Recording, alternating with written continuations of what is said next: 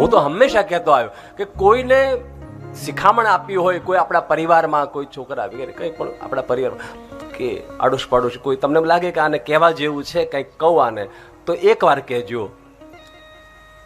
છતાં એમ લાગે કે ના હજી આને કંઈક કહેવા જેવું છે તો બીજી વાર કહેજો. છતાં એવું લાગે કે આનું કંઈક સારું થાય એટલા માટે લાઈને હજી ત્રીજી વાર કહું તો ત્રીજી વાર કહેજો.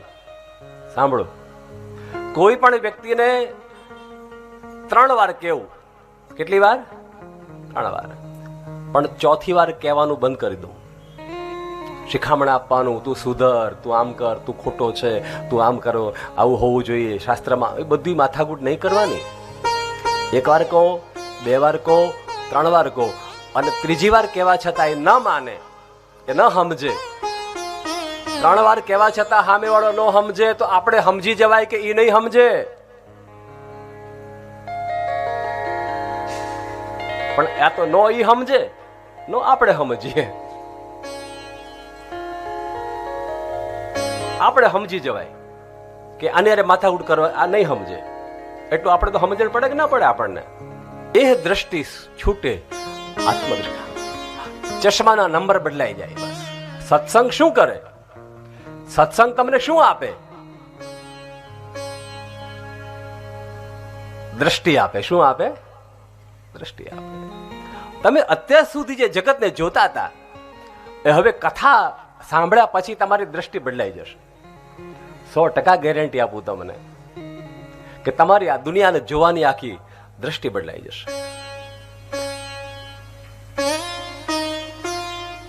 બધામાં ઈશ્વર સમાયેલો છે. કોઈને દેશ આપવાની જરૂર નથી, કોઈને દોષ આપવાની પણ જરૂર નથી.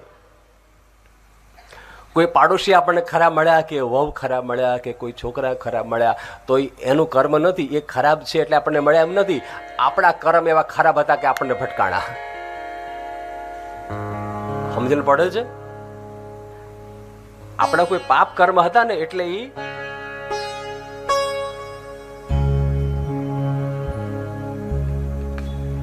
આપણને આવું કેમ મળ્યું? તો સુધારો ક્યાં થવો જોઈએ? સામેવાળામાં કે આપણામાં? નતરી પાડોશી આપણા પાડોશમાં જ કેમ આવ્યા? એ સહેજ વિચાર કરો તો ખબર પડે કે પાડોશી આપણા, એ જે ખરાબ માણસ છે આપણા પાડોશમાં જ કેમ આવ્યા? અથવા તો એ આપણને જ વહુ તરીકે કેમ?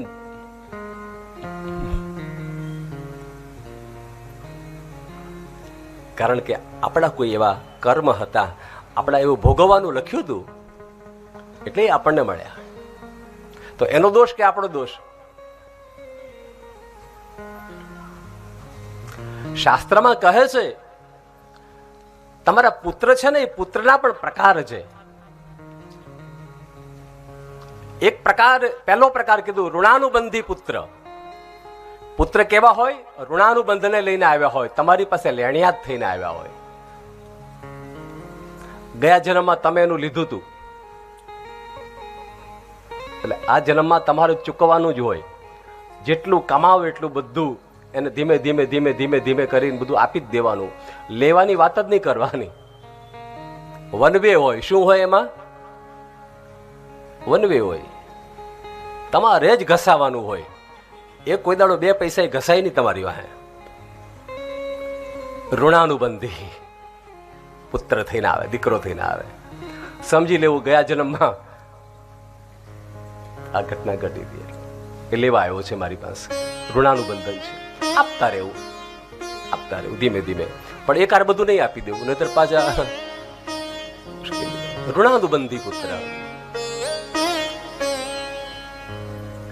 બીજો પુત્ર સેવક પુત્ર. સેવક પુત્ર. સેવક પુત્ર એ તમારી પાસેથી લે કાંઈ નહીં, પણ તમારી સેવા પૂરેપૂરી કરે. તમારે જોતું હોય ને એ તરત જ અમુક ઉંમર થાય એટલે તરત જ પોતાની નોકરી ધંધો ગૂંથી કાઢે, પોતે પૈસા કમાવા મળે. મમ્મી તારા પૈસા મારે ન જોઈએ, પિતાજી તમારા પૈસા મારે ન જોઈએ. તમારે કઈ કથામાં જઈને શિવ સ્તંભનું દાન કરવું છે તો 1 લાખ રૂપિયા હું આપું. જાઓ પપ્પા, શિવ મંદિર બંધાય છે, વૃદ્ધાશ્રમ બંધાય છે, જાઓ કથા સાંભળજો. મને ભગવાન ઘણું આપ્યું છે, જુવાની આપી છે. જાઓ. વૃદ્ધાવસ્થા આવે, મા બાપની સેવા કરે, સેવક પુત્ર. પૈસાની એક પણ અપેક્ષા ન રાખે, તમારી પાસે કોઈ અપેક્ષા જ ન રાખે. એ માતા પિતાને સેવા કરે, રાત દિવસ યાદ કરે, માતા પિતાને ફોન કરે, મમ્મી કેમ છો, સાંજ પડે સવાર પડે આવીને પગે લાગે. સેવક પુત્ર. ગયા જન્મમાં તમે એની સેવા કરી હતી, આ જન્મમાં એ સેવક થઈને આવ્યો છે, તમારો દીકરો થઈને આવ્યો છે. સેવક.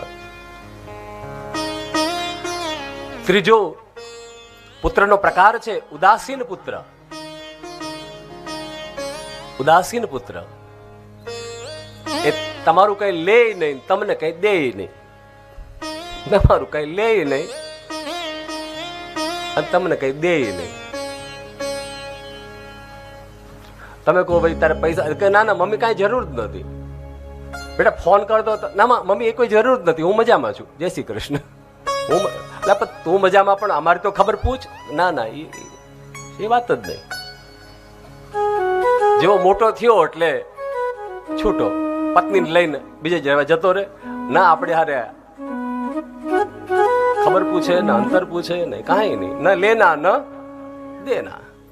તમારા પૈસામાં એને બહુ રસ ન હોય, તારો બંગલો તારી પાસે રાખ, મારે ન જોઈએ. હું તને આપું નહીં ને લઉં નહીં. ઉદાસીન પુત્ર. સેવાય ના કરું, સેવાય ના કરું. ઉદાસીન પુત્ર. અને ચોથા પ્રકારનો પુત્ર કોને કહેવાય? વૈરી પુત્ર, દુશ્મન પુત્ર. દુશ્મન હોય ને, ગયા જન્મમાં કોઈકને તમે બહુ પરેશાન કર્યા હોય, કોઈને હેરાન કર્યા હોય, કોઈને આમ જીવવા ના દીધા હોય, ઘણા એવા હોતા, આમ બહુ હેરાન કર્યા, દુશ્મનને અટકારી હોય, અને એ પછી મરી જાય એટલે દુશ્મન છે ને એ દીકરો થઈને આવે, અને પછી જે તમારી દશા કરે સાહેબ જોવા જેવી થાય. ઘણા દીકરા તમે નથી જોતા, એવા છણકા કરે મા બાપને. તને સમજણ નથી પડતી, તારામાં બુદ્ધિ નથી, મમ્મી તને પપ્પાને હાવ ખબર નથી પડતી, લાવો પૈસા લાવો બધા, હું વહીવટ કરીશ, જાઓ મંદિર જઈને બેહો. દુશ્મનાવટ, દુશ્મનાવટ. કઈ સારું બોલે નહીં, સારું વર્તન ન કરે, તમને આપે તો નહીં પણ હોય બધું છપાચટ કરી નાખે સાહેબ, તમારું બધું બરબાદ કરી નાખે સાહેબ. તમારી જમીન હોય વેચાવરાવી દે, અને એ પૈસા એ બધા ક્યાંય વપરાઈ જાય, ચણા થઈ જાય, ખબર ના પડે. તમને સમજી લેવું કે આ દુશ્મન હતો મારો, દુશ્મન થઈને આવ્યો છું. તમને સુખ જ ન લેવા દે. જન્મે ત્યારથી ઉપાધિ ઉપાધિ ઉપાધિ, જન્મે ત્યારથી.